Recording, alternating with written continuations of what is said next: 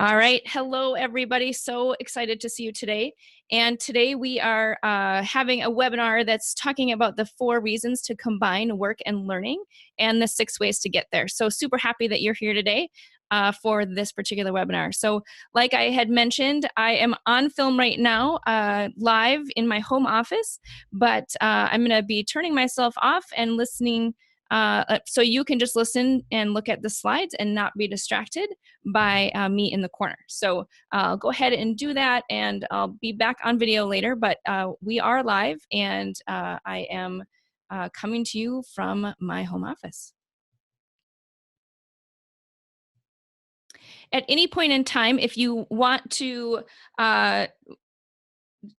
chime in or say something, please just use the chat window and I will get to your comment as quickly as I can. But I would love this to be somewhat interactive, even though you all are on mute, but we'll work from there. So today I'm going to show you how to create learning experiences without your employees having to leave their workstations. I'm super excited about sharing this with you and sharing some of the secrets to help you achieve more success in your companies.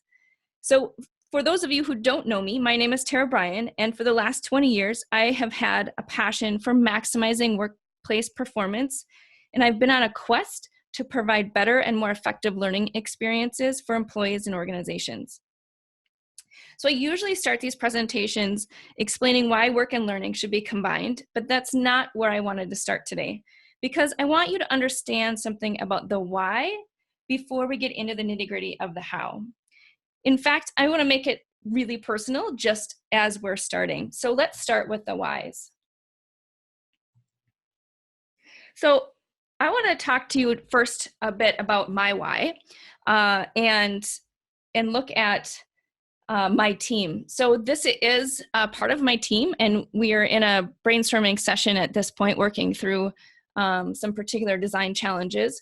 And I have a super great team, and I want to keep them all employed and happy. But that's not why I do what I do. So I want to tell you a secret, and I believe in giving away all of my secrets. Well, that's true. That's one reason I do these webinars. But my why is really because of the joy that we get from making other companies, including yours, successful. So why do you do what you do? I'm really curious to know why learning leaders are engaged in what they're doing within the organization. So using the chat, give me just a couple of nuggets on why you're involved in corporate learning in your company. What is your big why?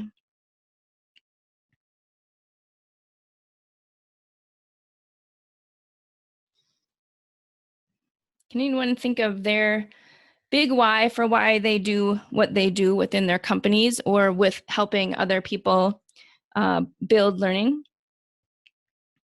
Okay, thanks, Joe. So because I love what I do, I love helping people improve their lives. Yep, for sure. By improving their performance at work, it really improves their lives. Yep. I like to build amazing learning opportunities to quest for transference of knowledge. Awesome. I like that word quest. It really shows a progression of a journey. Good. Anyone else want to share? I believe all employees are interested in learning, and I like to be a conduit for that. Yep. Thanks, Joe. Joe says it's certainly not to make a lot of money, because that's not happening. Interesting. Well, one of the things I want to talk about today is that point exactly, because I think it is sort of interesting, right, that we kind of find ourselves in that place. And then to do it better, and because we can make a difference for others. Yep. Awesome. These are great whys for why we do what we do. And I think to Joe's point, it's not just about the money, but sometimes we're the unsung heroes, right? We do things behind the scenes, make a huge difference, and sometimes it's not as recognized as perhaps bringing in revenue for the company, like sales, or being out there in the marketplace, like marketing, right? So certainly we have to have a strong why in order to really believe in what we're doing. Awesome. So successful companies didn't get that way by accident. And I know I'm speaking to the choir because you all are really working hard to create successful companies. But here's a fact. Successful companies didn't get that way by accident. Unfortunately, it's not that easy. Business leaders and learning leaders like us know that what employees want is changing, and changing in ways we never could have really imagined a decade ago. I don't know if you all feel it, but I certainly do. There's this shift in what people are asking for, how people are accessing learning, and all these kind of just different little nuances that are coming our direction. And it's hard sometimes to figure out, which way to turn. So if you just think about it, 7 years ago, no one had a phone in their pocket 24/7. No one used their technology in the way that they use technology today. And that really is an interesting opportunity for us, isn't it? Because we do have to look at how we're doing things today and make some changes. So we really need to format what we're doing in a way that matches what's happening in the greater world, right, of what people are doing. So this means we need to start building solutions that match the speed our learners are expecting and that they're looking for in terms of how they want to access information and knowledge and in interactions with other people. So it's companies that can do this that are really going to be successful and seeing that increased growth in what's happening. And we really are at the forefront of that, I believe, in how we can improve that. So every company aims to be successful, but getting there really requires that every employee can do their job well. And superior learning experiences obviously will make that happen, right? We're a little biased in that category, but absolutely, that's what's going to make the difference between companies that are successful and companies that aren't successful. So when we look at success, I promise you that when work and learning are seamlessly combined and available at the time that your employees need it, you will have created a superior learning experience, making your company more successful. So that's what we're going to talk about today, and look at that shift that we need to move in to really make this happen in your organization. So again, I mentioned who I am. I'm Tara Bryan. I own a company called TLS Learning and learn-elearning.com. And we help corporations create engaging and interactive learning experiences to generate better results, contributing directly to the success of the company. So we help learning leaders produce and other times create entire programs from start to finish in terms of looking at a full learning strategy or curriculum. And it really helps companies look at what they're doing holistically and kind of take a step back and go from sort of sometimes reactive mode to being really proactive and strategic in their thinking. Learn-elearning.com is a program for learning practitioners to really up their game in terms of how to create and design interactive learning experiences. And so that, and don't go out there right now because it's under construction. We had some issues with the site, so we're redoing it. So those of you who are in that program can give a shout out for that program and know that it will be up again very, very soon. But so just a little bit about my background is that I was in corporate learning for 10, 11 years, something like that. And really went through a lot of the different things that in terms of transitions and looking at the learning ecosystem and how everything comes together, as well as the design and development of how it works within an organization and what learners need in order to be successful. So I was able to do that and really felt compelled to do it at a sort of a broader level with more companies, and really just so passionate about being able to do that and to bring that forward. So for the past 14 years, I've been doing that with TLS Learning, and it has just been such a treat for me to be able to help make people's lives better and make learning leaders' jobs more effective and be better players within their organizations. So that's what I do, why I do what I do, and that's a little bit of my background to give you some context into who I am and why I can talk about this particular topic. So with that, we have 3 core tenets. One is to inspire learning, to create change, and ignite action. So those are our core fundamental things that we like to do in all of our learning experiences. So I just want to hear just briefly about everyone on the call today. What compelled you to be on this session, and a little bit about what your role is in your organization. So just run that through chat real quick so we have a little context in terms of who we have on the call.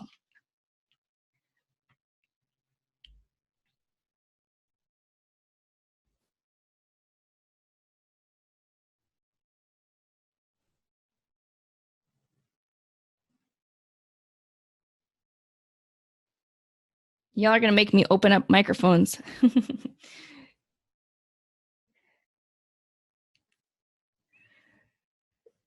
So Joe says he's an independent contractor, been in e-learning for 35 years and still find it difficult to separate work and life. Yep. Interested in learning more about your business? Oh, that's great. The best time for learning is when employees want to learn, not when I want to teach. Absolutely. Isn't that the truth?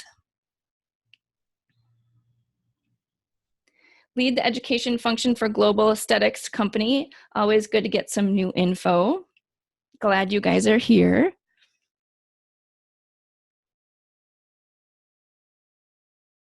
Drawn to finding a way to train while they are working. I need a way to make that happen while they are at their desks and not in a physical room. Yep, absolutely.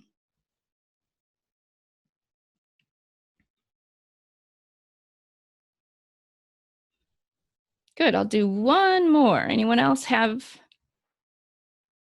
something to say in chat? Joanna, I build training for a corporate office at a financial services company. Great. Welcome, Joanna. Nice to see you here. Awesome. Good. Well, anything else that comes up, just add it to chat at any point, and you'll be in the actual trail. So you can stay in there. So trainer for state law enforcement agency interested in making often dry subject matter engaging. Yes, great. Good. So just from a logistical standpoint, I do have a free gift for you today, like I mentioned. So we have all of this material from today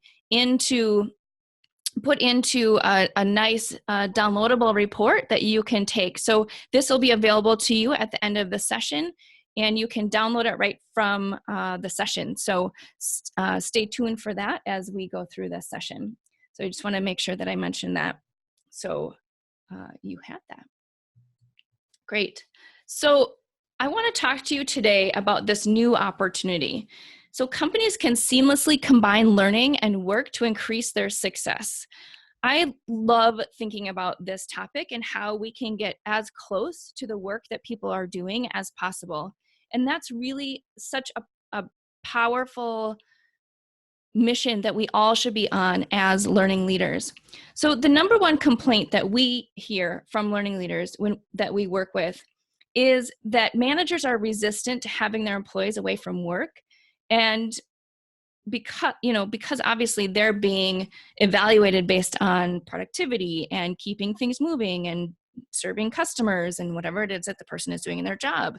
And so there's always sort of this resistance of they need to learn in order to be successful, but they need to be at their job in order to, for us to be successful. So there's this tug of war happening, and it's just a constant battle, right? We have been working with one of our clients, and literally there was so much resistance to pulling their production staff off for training that it just caused such a problem. But they were having customer service problems, returns of their equipment because they weren't assembled correctly, employees who were disgruntled and turnover was super high. So there were all these issues happening, but yet the managers were so stressed out about having their people off the floor that they just felt like they were sort of stuck. And so this was a perfect use case for, really seeing how we can combine these two things together without taking the assembly workers off the floor for a significant amount of time and being able to train them. And so it's looking at all the different things that we're going to talk about today and in that case study, in a different case, in other case studies, to really kind of crack this open and see how we can do this in our organizations. So I want to challenge you today that what if you could look at your role as a learning leader in a new way? So starting today, if you looked at this and thought about what you do to build success and build competency in your organizations and looked at it from this lens of how do I create this new opportunity where I can combine work and learning as seamlessly as possible in order to increase the success of the organization and meet the needs of everyone working in it. So when I say that, what comes up for you? Does that seem like, yeah, let's go, or, oh, this is impossible, or how on earth would this work in my organization? What comes up for you when you hear that? I'm just curious because I think that a lot of times, there's a lot of resistance to this. Well, we have so much content and we have so much information and we just need them to, know these things, or we have to deal with legal, or we've got, all sorts of other things going on, right? And so, yeah, so what's coming up for you with that? So team experience and inexperienced people give experienced people in the challenge of new projects. So look for ways for people to stretch. Yep. I'm excited, but the managers that I have to get buy-in would prefer to do it the old way, in air quotes, because that is the way that got us here. Yeah, right? If we always did it that way, we would be in trouble. So yes, we're going to talk about that. And if it can be integrated as part of the work itself, learning becomes continuous and hardly noticed. Yep, absolutely. And that is 100% the goal, is to make it as seamless as possible. It's funny because, and I'm not going to remember the stats, I should have pulled them up, but there was an article recently that was talking about how many people actually like to learn, and the percentage is super low. And I think as learning practitioners, we forget that because we're so passionate about learning all the time. It's like, yeah, let's learn something new. Let's pick this up. And most employees and corporations really are stressed out and would rather not learn anything new. And it's not their natural tendency. And so, yeah, how do we combine those two as much as possible? So they're actually learning, but they don't really know they're learning, right? Yet people are concerned about fear of failure. Definitely. Good. Well, this is our new opportunity that we're going to talk about today. So I really challenge you to see how you can incorporate some of these concepts into your practice. So first it requires us to have a couple of new ways of thinking, right? We have to kind of turn our brain in a different direction in order to start thinking about this new opportunity. And, some of you are closer to being there than others. I just spoke to somebody yesterday who literally has had no experience with online learning or technology enabled learning, and has always done classroom. And they did have some sort of CD-ROMs that they would hand out, but now all of a sudden, guess what? Nobody has any CD-ROM players, and technology is changing. Flash is gone. All these different things are happening, and she doesn't know where to turn. And so it's starting to think about things a little bit differently and opening yourself up to a new way of thinking. So we used to think about teaching versus via classroom in a linear format, right? We all went to elementary school and then middle school and junior or in senior high and then college, right? So it was let's open our head and dump in the information and it was very linear in how we went through and learned. And so, a lot of times that continues on into corporate when we're doing classroom training. And so we'd present some concepts, give the learners background, a little bit of context, knowledge of the topic, and then allow them to do something to practice, either worksheet, case study, or other assignment. And then they'd go back to their job and wait until they could apply what they learned. And many times, waiting for months until the opportunity came up to apply what they learned in that classroom session. Can anyone relate to that? Anyone have those particular situations where you have the classroom, which is really valuable, but yet sometimes people have to wait a long time in order to apply it. So when they apply it, they don't necessarily remember.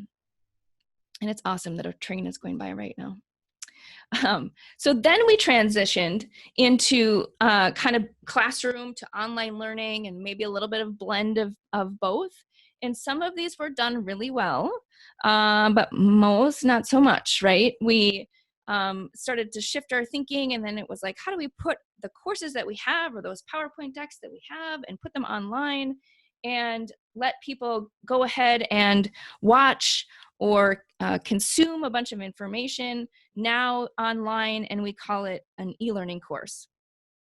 I know nobody has any experience with this. And so some of them are good, right? I will say that the ones we create are good, but a lot of times I'm still running into a lot of scenarios where it is just take my PowerPoint deck and put it online and make it pretty, and that's all we want, and it's all content focused. And so there's the shift that's happening, but not quite totally, right? And in other cases, there are a lot of companies who've got it down, and they do really focus on that experience that they want somebody to go through. So the evolution is taking place. And again, while it's done correctly, it's super effective. But too much of it is done poorly or not done well enough, or we need to take a 5-day training and put it online and have everybody sit there for 5 days and stare at a computer with 25 million bullet points, right? So it's an evolution, right? So we have to work past these things in order to get to our new opportunity, which is combining work and learning and really thinking about those two as a seamless experience and not separate. So what holds us back from that? I want to introduce you to a couple of sort of typical clients that we have as we go through the rest of this session. So I want to introduce you to Rachel. And Rachel is a learning leader, but she's overwhelmed with the amount of new technology that's available for learning. She hears about all the trends and new practices, and she observes her team members interacting with learning in new ways. And she's super excited, but she's super concerned about staying relevant and how she can impact all this new technology, right? So literally it keeps her up at night worrying about all of these different methods and how does she apply them and how does she learn them and how does she know them. So what she ends up doing is nothing, because it's just too much. It's too overwhelming.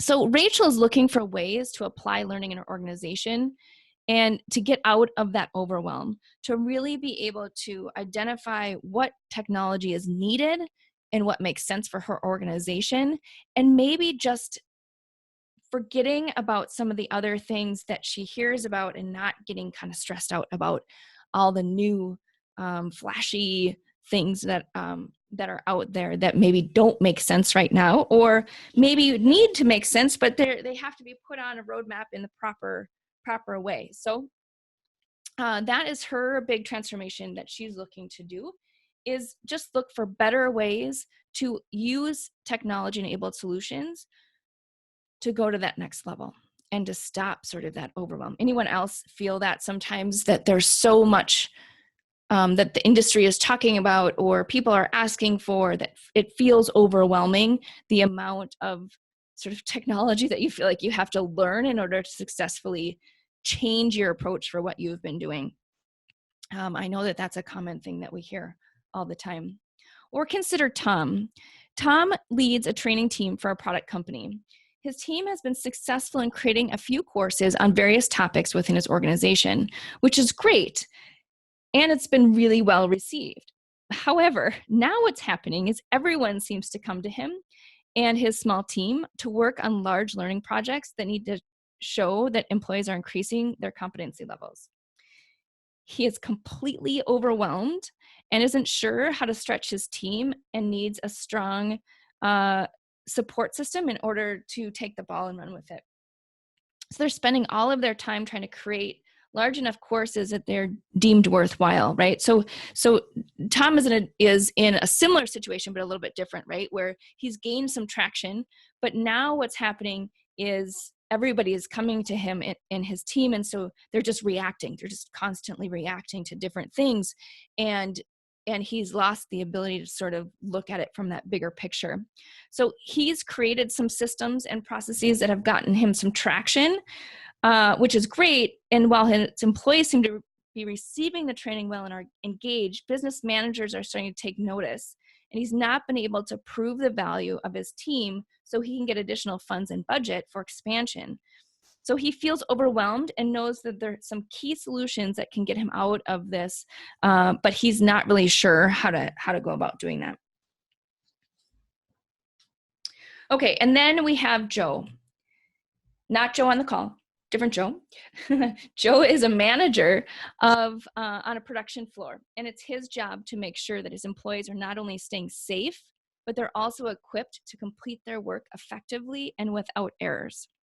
So the work that they're doing is like a life or death kind of situation, right? So team members have to be safe. They have to be working without errors. If they make an error, it could cause some sort of physical injury or something like that, right? So his challenge is to hire and train his team to be able to do the work consistently while on the floor.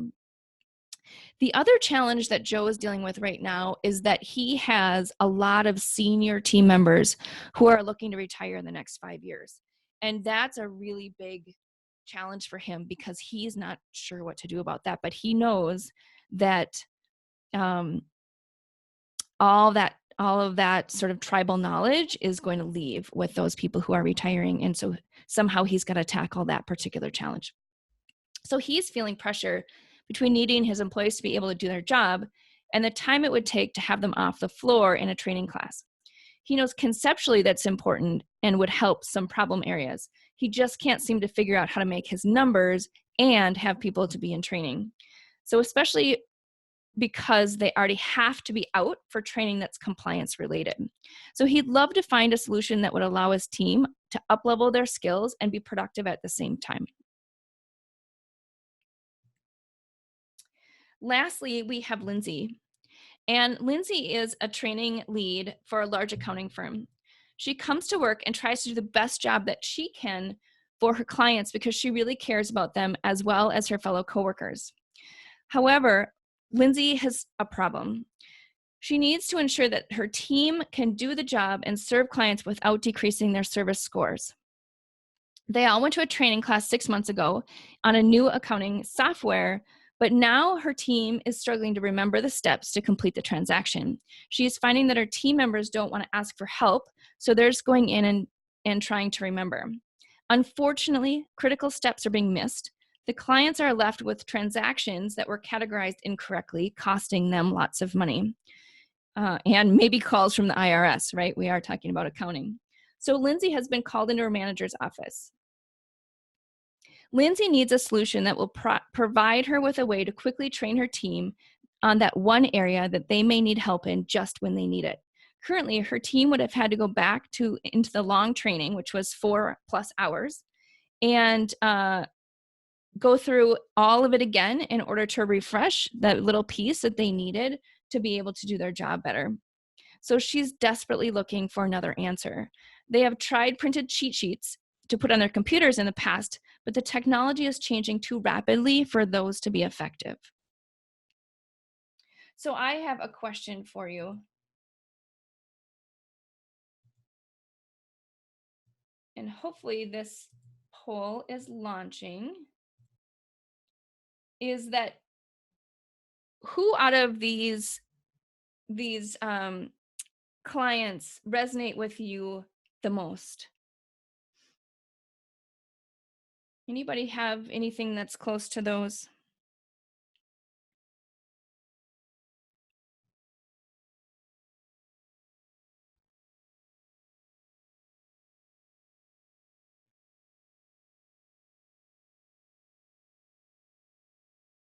Mm. We're split across the 4. That's interesting.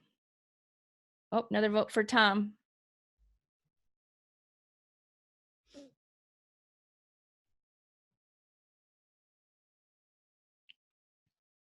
So for those of you who are saying none of the above, will you just type in the chat what would be a particular example of one of your struggles that you have within your organization? I'm just curious to know what other challenges you're seeing in your organization around this.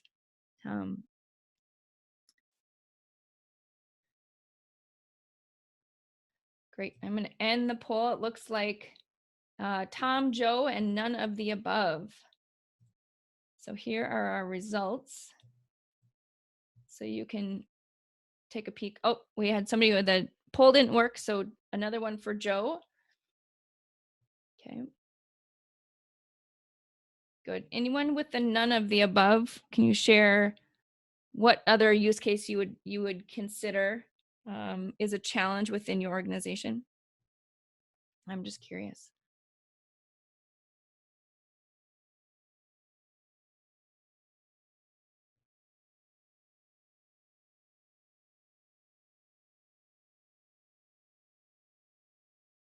Difficulty of keeping multiple project schedules on track while striving for impactful results. Yep.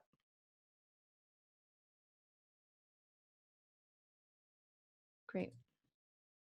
All right, good.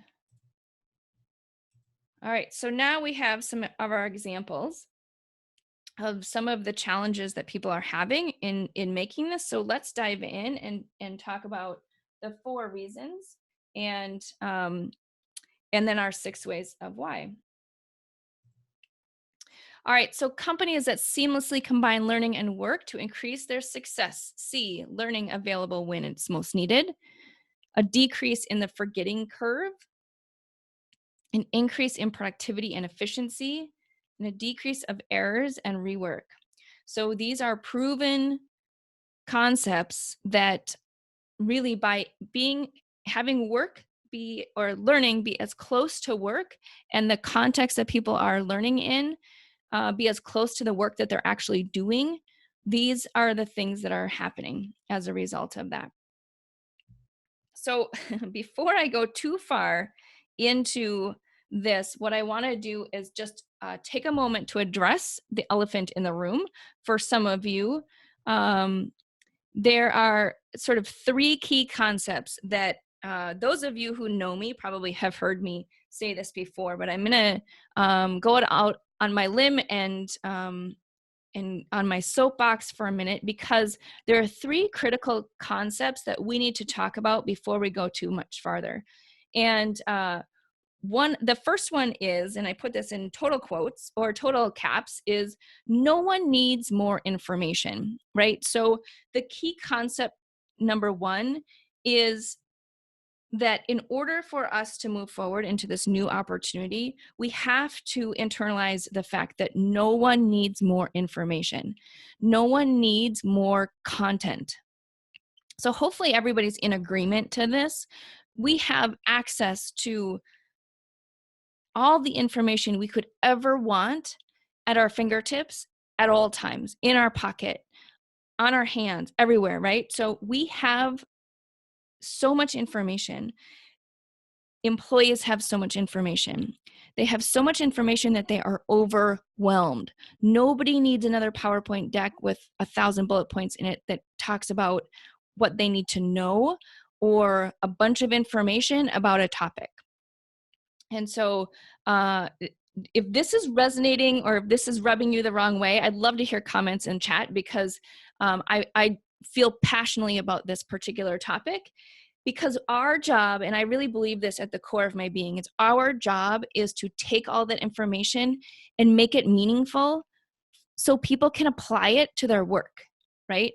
It's not about giving them a bunch of information, giving them a lecture, giving them more content, and asking them to apply it. It's our job to create something that uh, mimics their world and mimics their real world job activities, and then we can put the information into it that we need to share with them so they can be successful. So we start with the activity, the conversation, the workflow, the process, the steps, the whatever.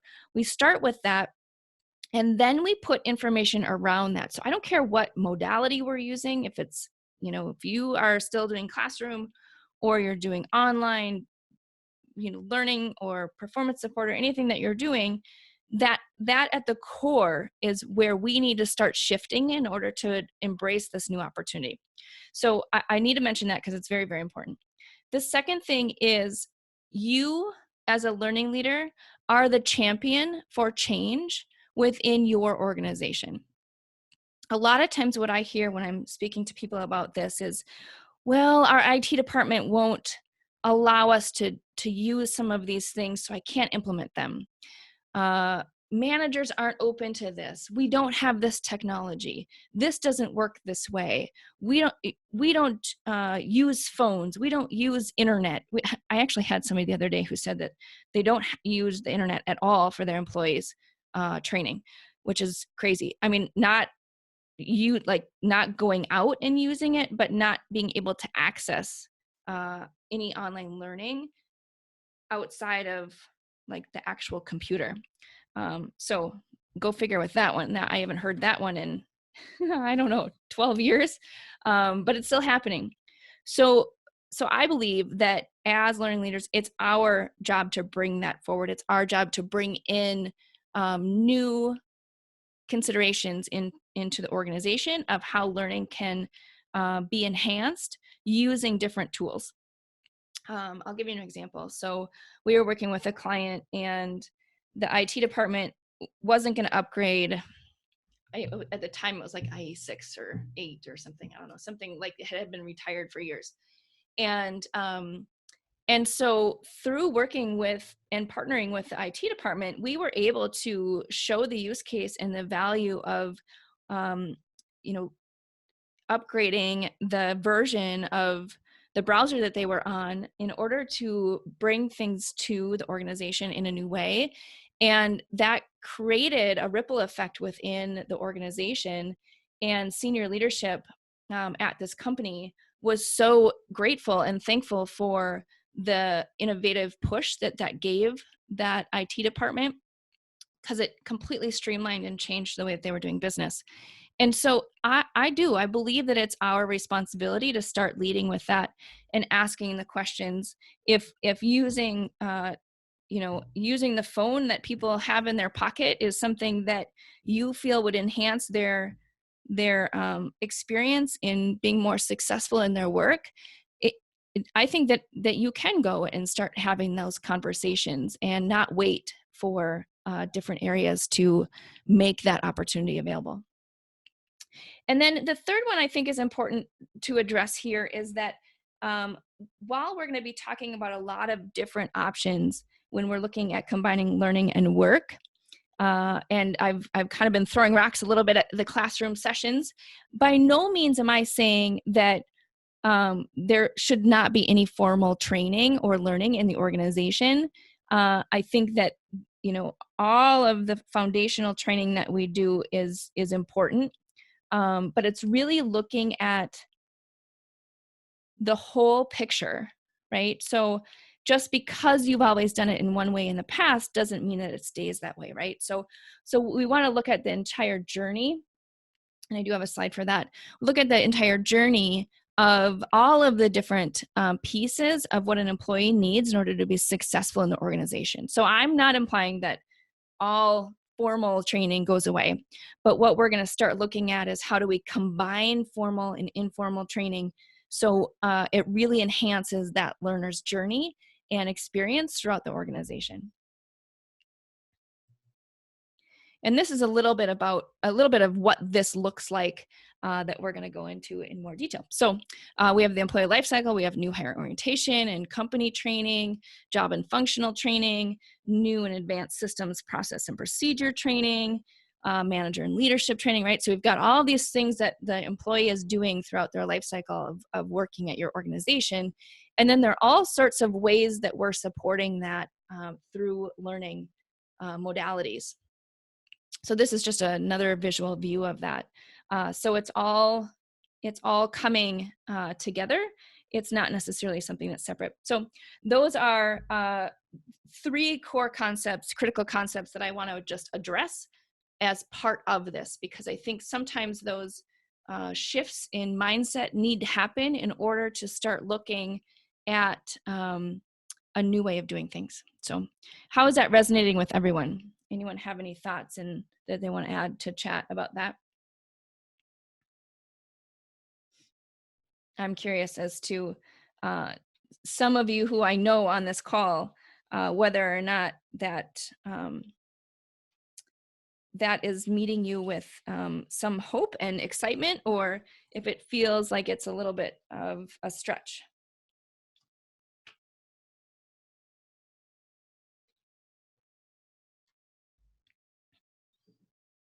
No comments, huh? Is everybody asleep? All right, I'll take that as everybody's super excited about this new approach. So we're going to unpack the 3 different secrets that I had given out at the beginning. And the first secret is learning and work can happen simultaneously. So how do we build learning experiences that actually enhance work productivity and eliminate downtime? Secret number 2, you don't need super technical skills to incorporate the 6 ways. So you don't need to be overwhelmed with the technical aspects of the solutions. And number 3, if you build it, they will come. So if you build it, you can gain massive traction in your learning for your organization and make a bigger impact on employees. So let's talk about each one of these. So the first one is that first secret: learning and work can happen simultaneously. So you may believe that employees have to learn to be away from their desks or production areas during the day. But there are many ways to add in performance support and learning opportunities during the day that don't always take away significant productivity time, right? So that makes sense in theory, right? So let's unpack that a little bit more. So let's look at an example of this as we go through each one of these. So let's talk about Lindsay again. So remember, Lindsay was the accounting training manager, and she introduced a couple of approaches to help her team members to be able to recall critical steps in their process while they were on the phone with their clients. She always thought that the big training event to learn everything about the job process ahead of time was true, so that was good.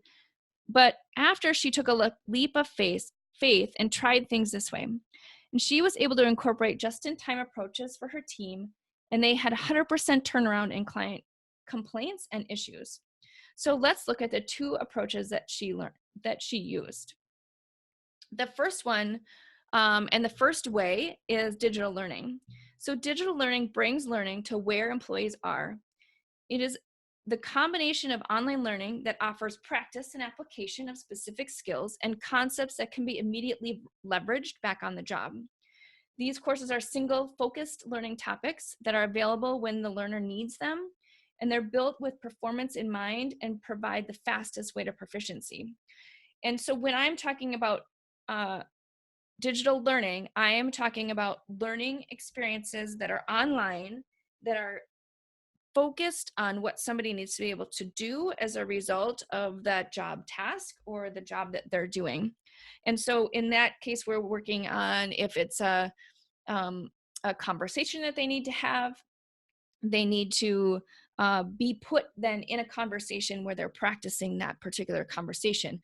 How do they say something in a inappropriate way? What happens when they don't necessarily say something in an appropriate way, right? How does somebody react? How do they recover? How do they move forward?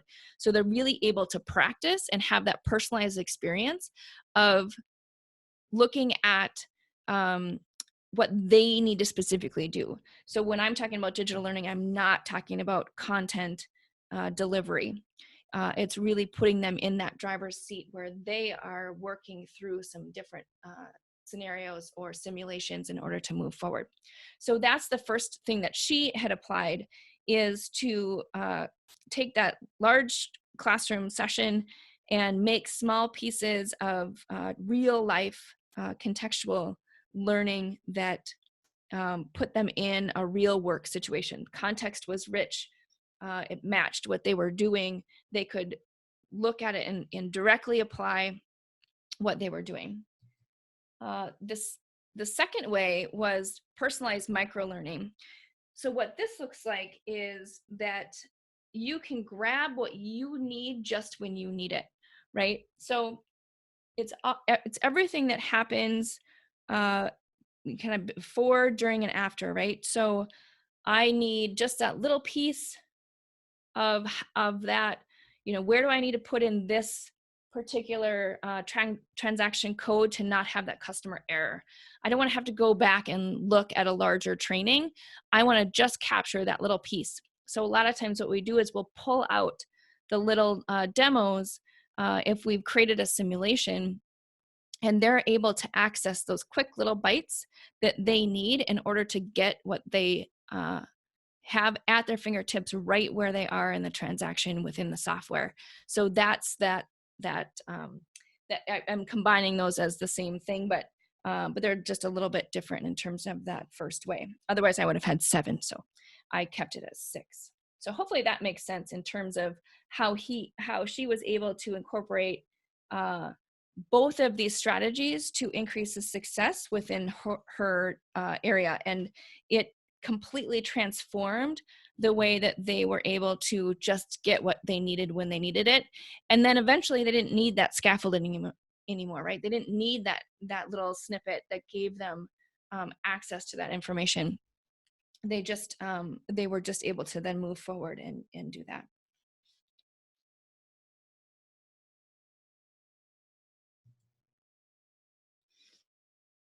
All right, so that was the first secret. Learning and work can happen simultaneously. So that's a great example of how those two things can essentially happen at the same time while somebody is working.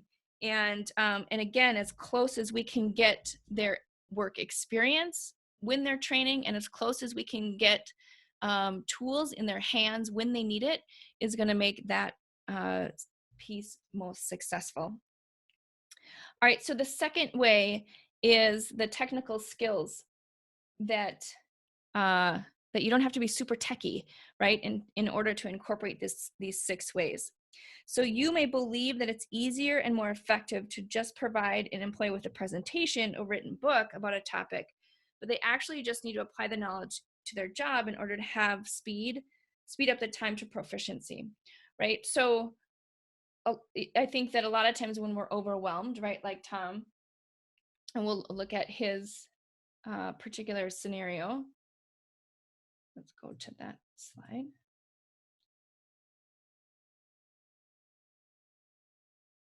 Oh, well, I'm going to use Rachel, I guess, for this one. So, so when we look at Rachel, the cool thing is that you look at the example with Rachel and how she was feeling overwhelmed, is that with the technology, is that she just tended to then stay with what she was doing, right? So she would stay with the presentation or classroom or a book or some sort of other resource because she was overwhelmed with all of the technology. And so, she would stay up late. She would have nightmares literally about virtual reality and AR and how can we make it like an Amazon rating thing, and people want to have mobile learning and they want to have access to all this stuff, and we would have conversations. She'd just like work herself up into this frenzy of, I've got to incorporate all these things, and if I don't do that, I'm not going to be relevant, and it's going to cause people to go and go to Google and do training or find training other ways, and I'm not going to be relevant anymore. And it's gonna, cause this chaos, right? And so one of the things that helped Rachel was stepping back into her strategic mind and mapping out all the options and the benefits of each specific technical tool that she was sort of had rattling around in her brain. Um, one of the things about this was funny is if she had attended an innovative technology summit or something, and because she's really interested in all this, which is great, but literally she wound herself up that she at this point what she had ended up doing is going kind of beyond what she was doing terms of classroom and presentations and those kinds of things. And she just completely went to the opposite direction and sort of stopped doing anything. She stopped leading learning and stopped leading training. And she just put it all in the hands of managers and employees. And we're going to talk about that a little bit, but literally she was just paralyzed. And so by taking a step back, looking at how she was coming into what her learning ecosystem should be, what the strategy should be, allowed her to map it out and actually maximize her impact and take charge in a way that guided the company through that. So let's look a little bit of that, of the ways that she incorporated that. But before I do that, I want to go into Joe, because Joe had two issues as well. And one of them was that he needed employees to stay on at their job site. And the second one, he had people retiring. I need to capture that knowledge. So when we look at these two people together, we're going to address the next 3 ways and how they were able to incorporate that successfully in the organization. So the first one is user-generated videos. This is one of the kind of the buzzy things going on right now is allowing subject matter experts to create their own videos to help teach core concepts within the organization. So this is what I was talking about a little bit earlier with Rachel, is that she started doing this, which was great, but she took it too far. And she literally handed over the baton for all of the learning and said, here, everybody just create your own and put it out there. And we have a learning management system for you, but you go ahead and create your own content. And completely no strategy and no oversight for that. So it was interesting. And we've pulled that back now since, because this is a great strategy for leveraging the success of learning transfer in the organization. But you also have to be careful that it's not just completely done without a strategy. And so this was just an interesting use case around that. But for Joe, it was super beneficial because he was able to have his team use the tools that they already had on their computer or on their tablets and capture key concepts and key learnings that he needed those senior people who were retiring to start to capture. So the rest of the team could learn from them in short little pieces as they needed it, as they learned. Another great usage for this is to attach it to specific on-the-job pieces, either the machines or particular tasks or different things around that. And there are some important parameters. We're not going to get into that today. That's a whole another session, but there are some important parameters to keep in mind as you're helping people create user-generated content, user-generated videos, and giving them a framework to be able to use for best practices. But it's a great way to get people to capture things on their screen, or bits of tribal knowledge, or just actually things that are relevant and timely in terms of new process or new procedures or policies or something that's really important. We have a client who uses them to implement new things that are out in the market very, very quickly. And it's been a game changer for them in terms of having the employees come to them and ask for better ways to get their message out there versus, not going through the training department because it takes too long, right? So, okay, we'll create a training and it's going to take 6 months or a year. And sometimes that's just not realistic. So leveraging this approach or leveraging a hybrid approach really has been successful for a lot of our clients. The other component, the other way is online coaching and mentoring. So sometimes it's not about, like I said, like all this really complicated technology. It's about leveraging what we have and what we've done in the past and using it in a different way. So coaching and mentoring isn't anything new in our organization, but what happens when we can actually use technology to train and coach and mentor people across different locations, across different countries, and in a lot of different ways. It really opens things up in a new way. So that's an important way as well to be able to incorporate.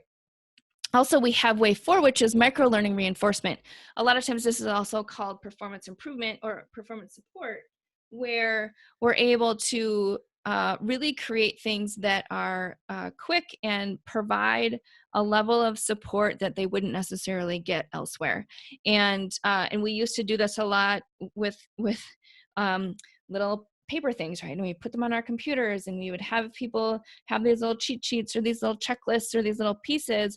Well, now we can use technology to do that, which then can link to additional details that maybe people need as they go through the process. So another really key and important way to think about how to incorporate that particular piece. All right, so we have the third secret, which is if you build it, they will come. So how do you gain massive traction in learning for the organization and make a bigger impact on employees? So you may believe that training and training expertise should start and be managed by the learning area, since ultimately that's your accountability, right? However, by leveraging the expertise throughout the organization and by equipping them with tools so they can also train, the learning area is actually more valued and will increase penetration in your company. One of the things that I hear a lot of is that we create training and we push it out to people and we give them a due date and they have to complete the training by this date. And, we say, well, how do they pull learning to them? How do they take things that they're interested in that would increase their effectiveness on the job or their performance or, anything that they were really interested in learning about? So, well, we don't really do that. That's not really what we've done. I guess, we would really love to create a learning culture like that, but really our people just, they wouldn't even think about doing that. And my challenge to that is they think about it all the time. It's just that they're going somewhere else to do that, right? And that's a huge risk to our effectiveness as learning leaders and building that massive traction within the organization that encourages people to learn, to build a learning organization that really creates that bigger impact.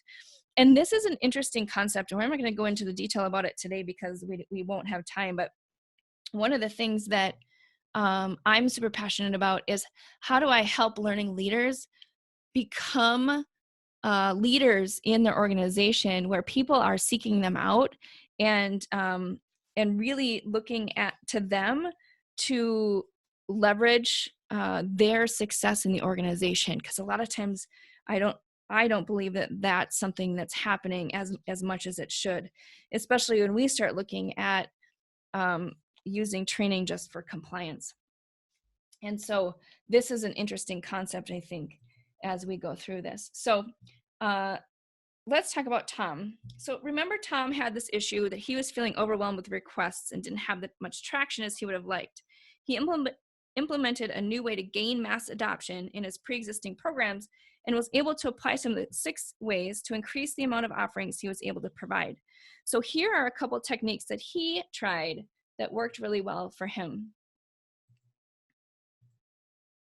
So way 5 was social learning at work. And interestingly enough, most of our organizations have tools that the employees are using all the time to do their job, whether it's Yammer or Slack or SharePoint or I don't know, any other communication tool that you have specifically in your organization. And employees are using these tools and communication methods to better manage their time and how they're working together.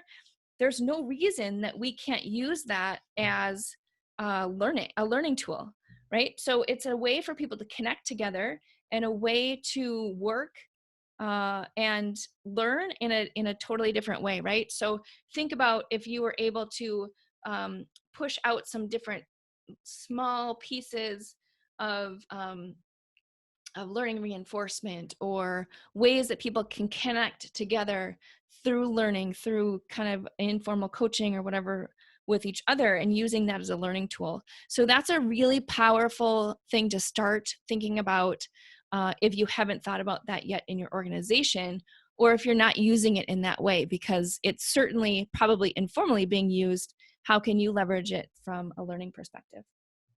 And then the last way is to do space learning. And I love the concept of space learning. And I think that it's something that we haven't talked about as much as we're creating courses as we are starting to do now. So for me, this is super exciting because there is a lot that goes on beyond the learning event, right? Whether it's a classroom, a workshop, a online course, whatever it is, right? So as people are learning, there's things that they're doing before they're learning, during the learning, and then after, right? So people aren't necessarily like going through a course and saying, all right, I got it. Right, I got it. Now I can, be a master. No, there's a progression. There are things that are happening. So how do we build in automated ways to address their preparation for learning? How do we pre-frame the learning event prior to the learning? How do we reinforce different concepts that are happening within the learning event itself? And then how do we reinforce and help them retain what they've learned and practice um, and incorporate and internalize and whatever else after the training, right? So this is a fascinating one that really starts to move us beyond an actual event, right? So you can use email, you can use text, you can use the social learning platforms, you can use all these different modalities that people actually have at all times to reinforce things in different ways. And this doesn't mean like a little, do you remember about this learning outcome, right? It's some application piece, right? Or why don't you practice this today? Or, here's an important thing for you to remember. Those kinds of things that are really valuable, that's that space learning. So incorporate that in because it's super interesting. All right, I have one more poll. Oops, I don't want to launch one. Hang on just a second. So out of those 6 ways that I quickly went through, which ones resonate the most with you and you're most excited to try? Everybody has to pick one at least. Social learning, interesting.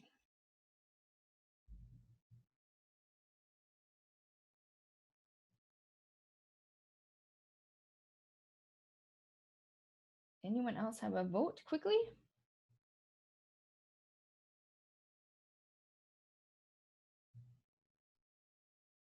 Okay, 2 for social learning. All right, good. Well, I'll keep that poll open for a few minutes as I move on. And so feel free to keep adding to that. But good, a lot of variation in that, so that's good. So there are 3 common mistakes I just quickly want to cover as you start thinking about how to seamlessly combine work and learning.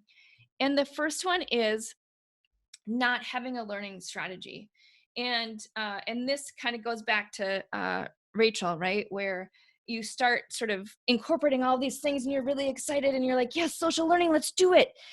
And then you kind of sit back and go, oh my gosh, now I'm overwhelmed. now there's too much, right? So you got to tie it to your learning strategy. Don't just implement something because it sounds cool and you're excited about it.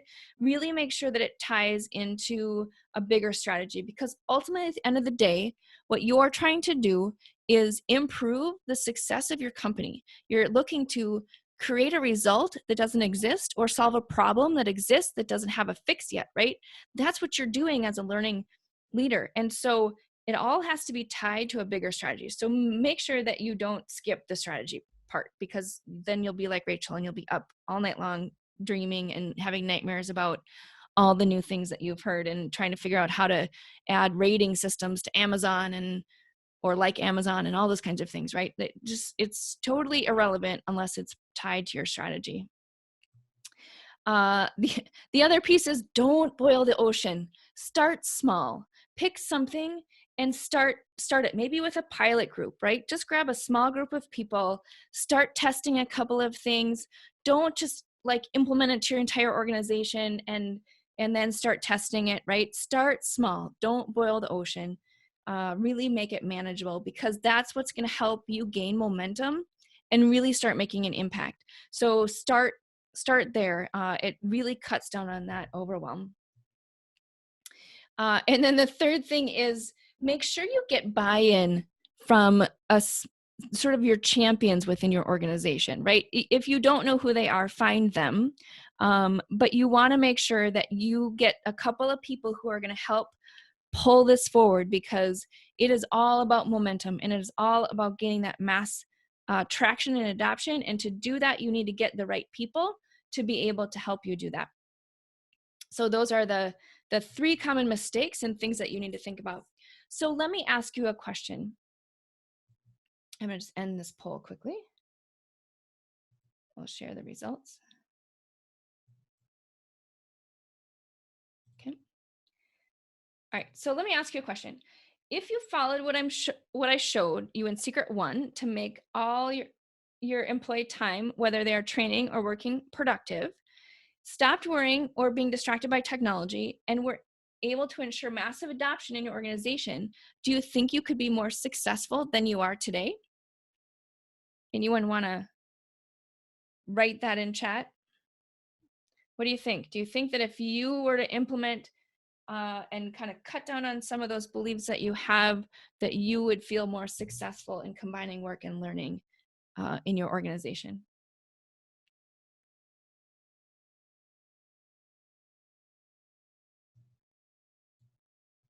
Absolutely. All right, great.